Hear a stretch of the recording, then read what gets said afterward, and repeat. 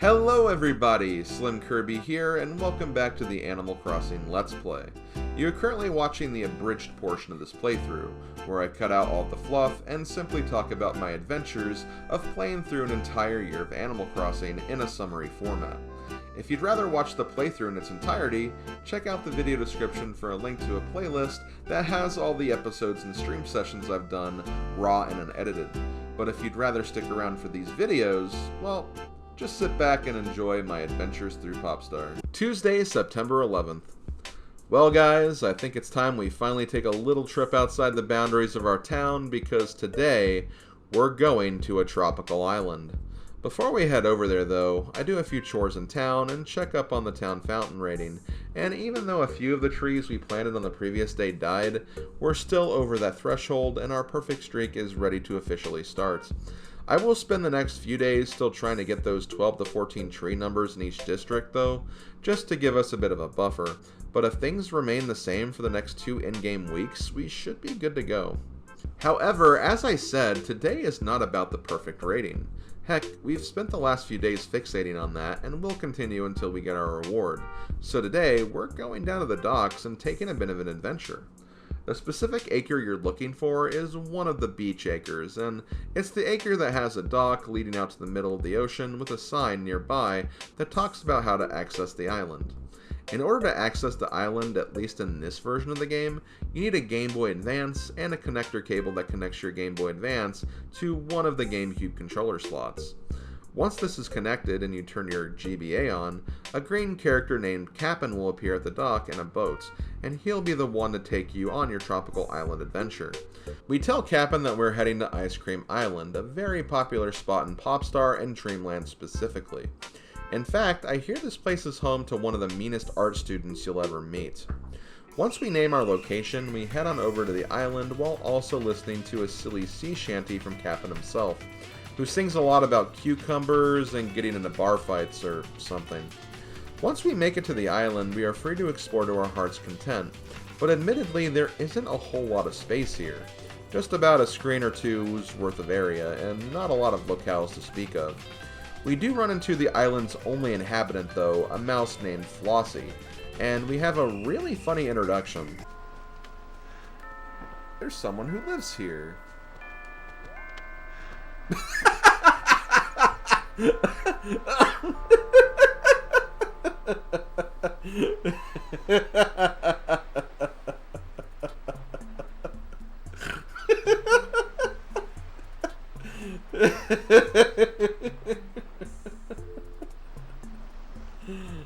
Oh my god.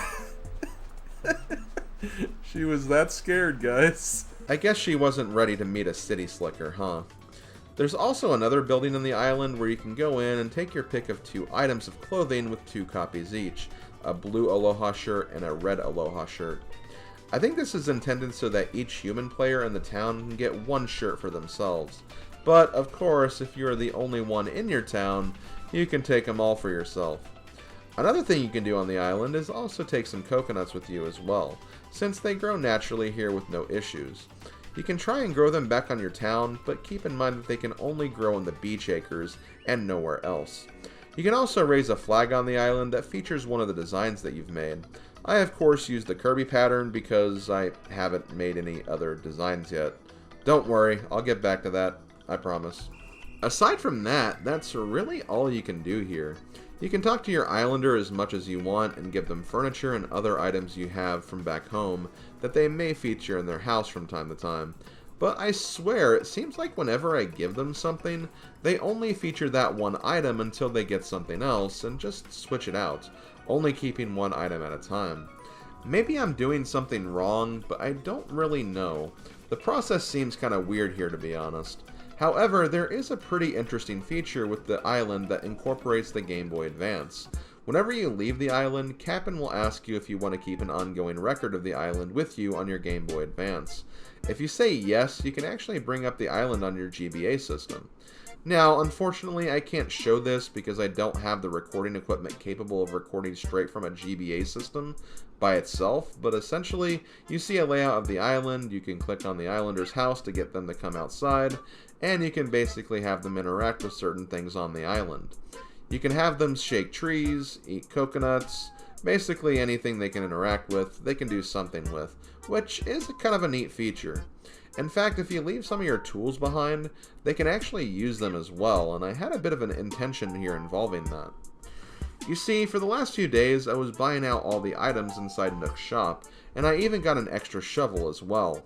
When I got to the island, I ended up burying all the items I brought with me, and I left the gold shovel behind so that when I got control of Flossie on my GBA, I could dig up all of the items I buried.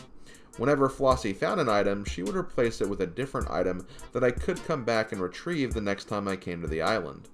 There are rare items that you can only get in this fashion, and trust me when I say that they are rare, I mean that they are very rare.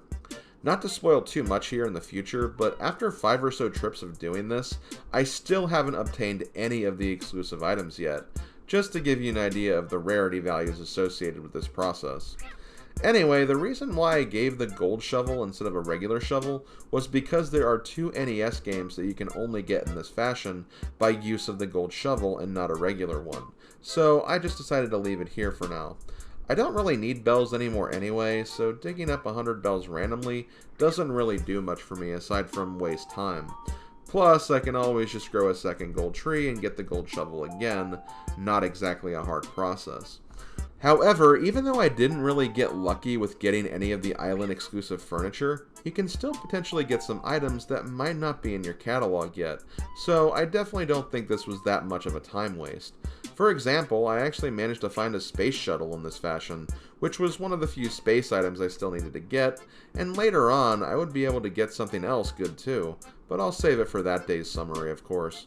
Just don't be surprised if you have to do this many times if you want to get the really rare stuff.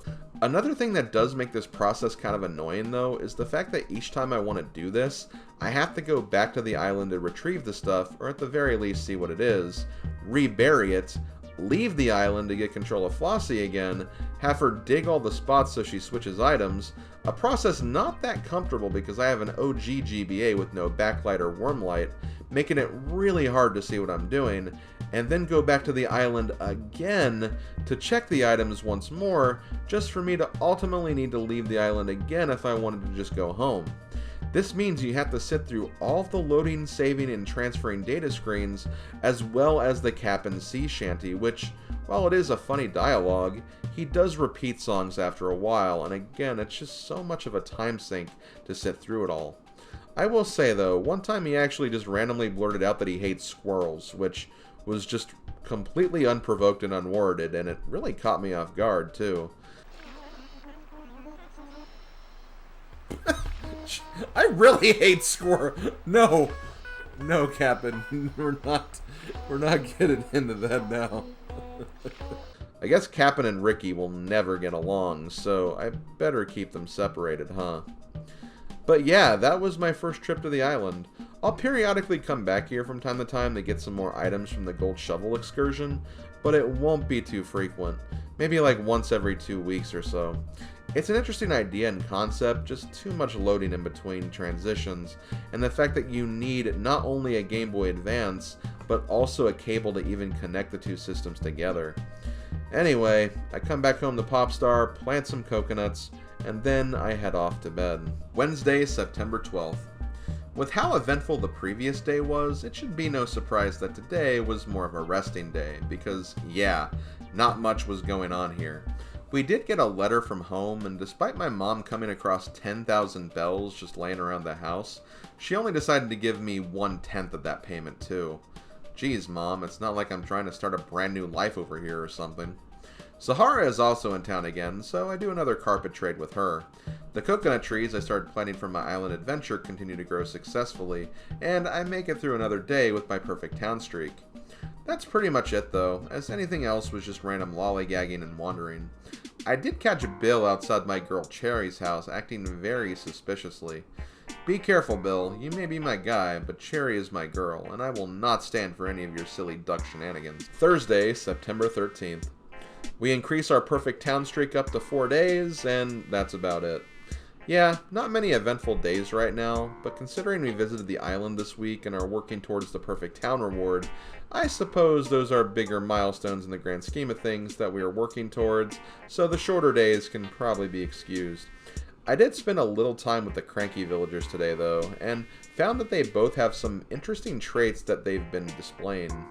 For one, they are both obsessed with getting letters from me, despite the fact that whenever I write them, they tend to yell at me more than actually appreciate what I send. Also, Caesar seems to have a strange infatuation with sending Curly clothes for some reason. I mean, ultimately there's nothing wrong with that or anything. I just found it a little weird and out of character that Caesar is so invested in Curly's fashion game, but I guess he's being supportive. Friday, September 14th. Our perfect town streak moves up to 5, and a little more actually happens today that's worth talking about. For one, I completely overlooked the bulletin board today and ended up finding a quaint painting buried in town by one of my villagers, giving us our 5th painting for the museum. We only got 10 more to go, guys, 1/3 of the way there. Gulliver also shows up and surprises us with the freaking Statue of Liberty as a furniture item. Dang, this seagull has really been all over the world, hasn't he? Finally, I also got news that Nook will have another one of his sucky sales of the century on the next day, so I guess we'll see what that is all about too. That's about all that happened though. Ava did have another facepalm villager moment when she asked for a peach when she quite literally lives next to several peach trees. These villagers aren't too bright, are they? Saturday, September 15th. We get day number 6 of the perfect town streak and then go check out Nook's amazing sale of only 2 articles of clothing. Seriously, who gave this guy a business degree? Aside from that, I planted some more coconut trees, sent another letter to Cherry because she wanted one, and Bill actually gave us a piece of the Modern Furniture series, a series I would love to collect more of since it's my favorite, but I have just not gotten any sort of luck with it in this playthrough, which is quite the shame. And because it's Saturday, it's time for our weekly music selections. The 2 town tunes that I selected for the last video were actually 2 main themes from 2 of my favorite series. One of my favorite video game series, Fire Emblem, which was the first one, and the second one from one of my favorite TV and cartoon series, The Simpsons, for the second one. As for this week, well, let's see what we got. Name that tune.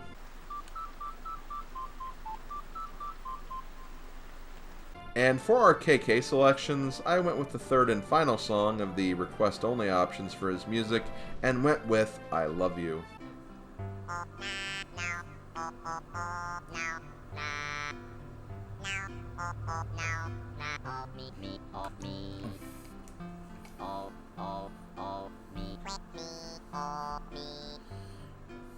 Sunday, September 16th. It's turnip day, and this week I decided to buy a grand total of 0 of them. Yeah, I've definitely fallen off the turnip game a bit, but I just haven't been as interested since I paid off my house. The price wasn't even that bad either, with a price of 88 bells per turnip, but just didn't feel like doing it this week. We also make it up to 7 days without a perfect meltdown for town raiding, and find out that Sahara is coming back on the 18th for more carpet selling. That's pretty much all that happened today, but I did spend a little bit of time with the neighbors today too. I came to the realization that Ava really isn't putting up the same passive-aggressive vibes that she used to, which is good because she was kind of near the bottom of my neighbor list before now. I also wonder if Dozer could be a hardcore gamer, and that's the reason why his eyes always appear closed, because of so much exposure to electronic energy. Unfortunately though, not even a month after they got together, and Lily and Spork are still having some major problems in their relationship. I don't know guys, maybe we pushed them together a bit too fast. I do hope they can maybe figure something out, but the fact that they live next to each other is gonna make getting some space kinda difficult. Also, there was an axe in the lost and found at the police station. You know, there's something actually very concerning about that. Monday, September 17th. Well, it was only a matter of time, but we did have another neighbor move away today. And unfortunately, it was one that I was just trying to get some plot and lore associated with them too in the previous day. Because, well, we lost Dozer. To be real though, Dozer was probably one of the villagers I was least attached to, despite being around for as long as he was. So, of all the losses, he was probably one of the better sacrifices. Either way, he will be missed. Have some well-rested travels, Dozer. I was pretty excited about his replacement though, because we got a blue bull named Stu in return. The pun on this guy's name is a play on the fact that he is a bovine, therefore beef stew. But of course, I latched onto the Rugrats reference instead, and started calling him Stu Pickles. Or Stuart Pickles, to be a little bit different. I predict lots of 4 AM chocolate pudding references in the future, I'll say that now. Anyway, for the rest of the day, I took another trip to the island to see if I could score some more rare island items for the catalog. And naturally, our perfect town streak has moved up to 8, so we're officially more than halfway done with that task. The most significant win we got today though, sorry Stu, I love you, but you were only the second best thing to happen today, but we actually got another one of the foreign fruits we haven't obtained yet in the form of cherries. And we actually got the cherries from, believe it or not, Cupcake. This really did help elevate Cupcake's standing in town as the first snooty villager who actually did something significant for us that wasn't vandalizing our house in the process. She's not quite at the same level of Cherry, Lily, Bill, or Maple, but hey, at least there's some attachment there now. I took the cherry and replaced one of the trees in the beach acres with a cherry tree instead, and I did this so as to not disturb the balance in any of the acres I was using to try and get the perfect town rating, since the beach acres are exempt from the scoring. When the perfect town saga is over, I'll expand the cherry population a bit more, but for now, I just want to assure that they grow for the time being. At this point, I also started trying to write letters to my neighbors every day, or at least one neighbor per day, and attach a fruit as a present. I was told by Madame Wario that this could improve the odds that one of my neighbors will give me a fruit as a gift in return, and since I only need oranges for my town, I was desperate to get one. I'm not sure if this does work or not, and if so, again, it's only the slightest increase in odds, so it's by no means a guarantee. So, we'll have to see what happens. Tuesday, September 18th. A couple of small things worth noting did happen today. First, we got a notice that the Fall Sports Fair was going to happen this next weekend. We also got confirmation that our new cherry tree is in the process of growing, and we reached day number 9 of our perfect town streak, so things are moving swimmingly there. Sahara also showed up today, but I actually didn't get anything from her since I already had the carpet I wanted from her. I'll probably buy out her entire stock later on when I start keeping track of catalog items, but for now, I let her do her business. The main thing I did today was actually make a second design of the Able sisters. I had intended to do this more often than I had been doing, but after the first design took so long, I admittedly backpedaled a bit.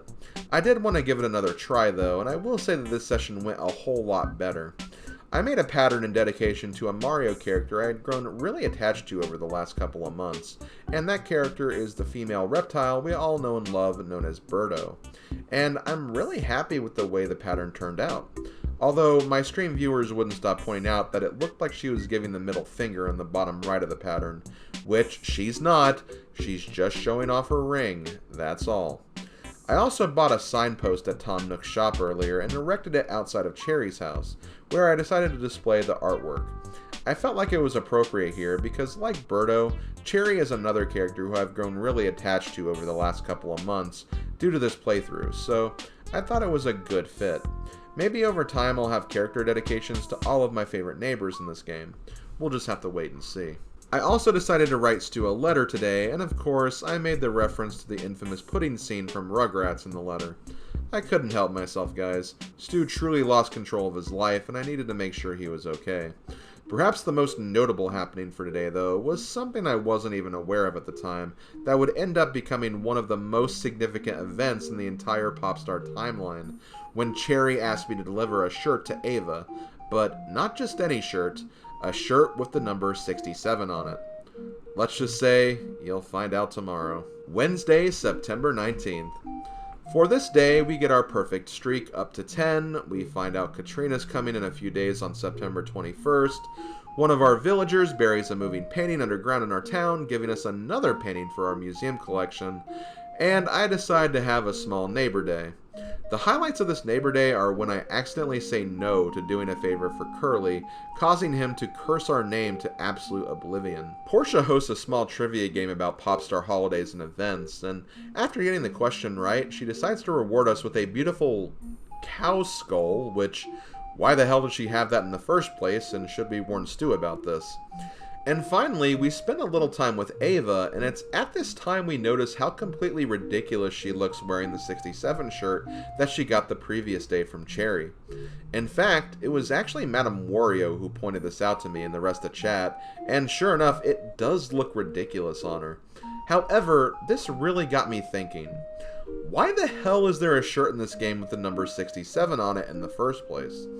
There are numbered shirts for 1, 2, 3, 4, 5, 23, and 67. And of course, 9 specific numbered shirts that are dedicated to the numbered balls in a game of billiards. But for the former shirts, why does the numbering stop after 5 and randomly give shirts for the numbers 23 and 67? Are these numbers supposed to be references or something? I looked at Wikipedia and other AC Encyclopedia pages, but couldn't really find an answer for this. But because of how ridiculous this shirt is, and the fact that Ava was wearing it so proudly and openly, this created perhaps the biggest meme of the entire playthrough in the form of AVA67, which was something I continued to shout whenever I had interactions with her. AVA67, let's go! Even one of my viewers, Drift Looney, created an emote for this meme as well, which I now have as one of my follower emotes on Twitch. This one meme completely changed my views of Ava, and shot her up to one of my favorite villagers in town as a result. I know, it might sound random, but you really just kind of had to be there to understand the absolute ridiculousness of it all, and that's all I can really say about it. Thursday, September 20th. Very boring and uneventful day, just did my daily routine, a few favors and checkups for my villagers, and got my perfect town streak up to 11. Only a few more days before we are done with that for good. I also got another ball request from Penny, but didn't really feel like completing it today, especially after kicking the ball into the water a few times. Guess I just wasn't really feeling it. Friday, September 21st. We got a lovely letter from home today, and our mom even sent us a fruit to enjoy. Unfortunately, though, she sent us a cherry, which not only did we get one recently, but the cherry tree had already fully grown at this point, so she was a little late to the punch. Sorry, Mom. I also tried to continue the ball quest from the previous day, but a few annoyances happened.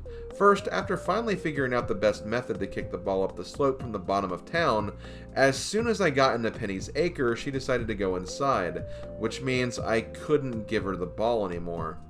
Real smooth, girl. I came back later in the day when she was outside again, but by that point she had already changed her current favor request, so the ball quest was pretty much a bust. And to pour even more salt on the wound, when I talked to Stu, he asked for a ball himself, despite the fact that he was inside. My god, this quest can be really, really annoying sometimes. Oh well, in brighter news for this day, Katrina visited our town and we got the money fortune, so we added quite a bit to our savings, and we hit day number 12 for the perfect town streak. We're almost there, guys. Should have the reward at the beginning of the next week. Saturday, September 22nd. Another low-key day, but at least we have some musical things to tend to in order to make this day a little more interesting. We do get another fortune from Katrina, but unfortunately, she's once again been in a very Super Smash Bros. Brawl mood, so we start tripping everywhere. I also have a hell of a time locating Bill today for some reason, and we write a letter to Maddie in an effort to keep ties with her good, and to see if we could potentially draw an orange still. And moving on to the weekly music, starting with the town tune, what do we have this week? Well, name that tune. And for KK Slider, since we're done with the special request songs, I decided to start requesting ones I didn't have yet to add to my collection. The first one I added was actually the very first KK song I ever heard, because this was the song he actually gave to me when I listened to him for the very first time in my very first Animal Crossing town. And this song was Comrade KK.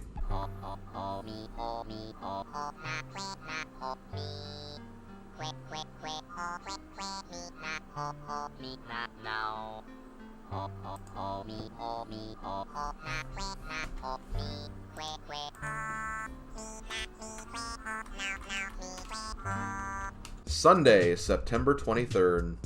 Ladies and gentlemen, it is time for the Fall Sports Fair. Before we get started with the festivities, though, just a few small and important things. We increase our perfect town streak to 14, which means we only have one more day until we get our grand reward. Joan is once again in town selling turnips, but the price was way too high, so I decided to bail this week. And finally, after a conversation with my lovely girlfriend Cherry, she asked me on a date to the moon viewing that was happening in a few days. Although, it's kind of weird. She said the moon viewing would be on the 25th, when the actual date on the bulletin board says the 26th. I couldn't determine if this was just a glitch or something, but I'm following the bulletin board here just to be safe. Anyway, with those things out of the way, it's time for the sports fair. The fair actually has 4 different parts to it, and each part lasts about 2 hours a time, starting at 9 a.m. in the morning. The first part unfortunately brings back some very painful memories in the form of morning aerobics, the same aerobics we were tormented with back during the July and August days of this playthrough. Which, hey, at least this isn't happening at 6 a.m. anymore, I guess. Also, make sure you talk to Tortimer during the festivities, because he'll give you a participation medal for coming to town during this event. This medal is exclusive to this holiday, which means it's a one-of-a-kind item that you can't get anywhere else. At 11 a.m., the aerobic session ends and the foot race begins, where the villagers will race each other by running a few laps around the town fountain. Unfortunately, you can't participate in any of these events except for the morning aerobics, which is a really big shame. You can pretend to participate in the foot race by running circles around the fountain as well, but your performance isn't counted, unfortunately. It was kind of fun watching the villagers race each other, though. I got to cheer on my girl Cherry as she was racing against Ricky, and I may have interacted with the race in an effort to make sure she won. It may have been ethically wrong, but I call it being a good and supportive boyfriend. At 1 p.m., the ball toss event begins, and I don't really get the point of this one. It looks like the villagers are trying to throw balls into these baskets, but it really just reminded me of one of those ball funnel things you see at playgrounds sometimes. And once again, you can't really participate here. Finally, at 3 p.m., we have Tug of War, another very exciting event. Or at least an event that would be exciting if you could actually participate. Instead, much like the other events, you can really only watch the villagers participate and cheer on whatever side you're rooting for. The ladies' team of Lily and Cupcake absolutely kicked the asses of Ricky and Caesar, and Caesar looks like he weighs more than all 3 of them combined. Monique was also frantically waving the judge's flag back and forth during this event, and she looked incredibly dumb doing so. Not that I'm surprised. This is probably her community service for all the evil she's done to me in the past. But yeah, that's pretty much it for the Fall Sports Fair, and I have to admit, I was very disappointed here. Not that I expected much from this, but I really feel like the developers could have at least done the bare minimum and added some kind of minigame prompt for these games, just so you could at least participate and add a little more interactivity here. The fact that you can only participate in the aerobics after having to deal with 2 to 3 weeks of aerobics last month as it was just kind of a downer and more of an insult to injury that you couldn't do anything else but watch here. They really could have done more with this. Oh well, it's another holiday covered, I guess, and I suppose we'll just move on to the next day at this point. That will do it for another Animal Crossing episode. Thank you guys for watching, and I'll see you for the next one. Reminder that you can find links in the video description for the unedited recording sessions of this playthrough, as well as individual links to the streams in particular that featured the days covered in this episode summary. Until we meet again, this has been SlimKirby, and I'll see you guys next time. Later, folks.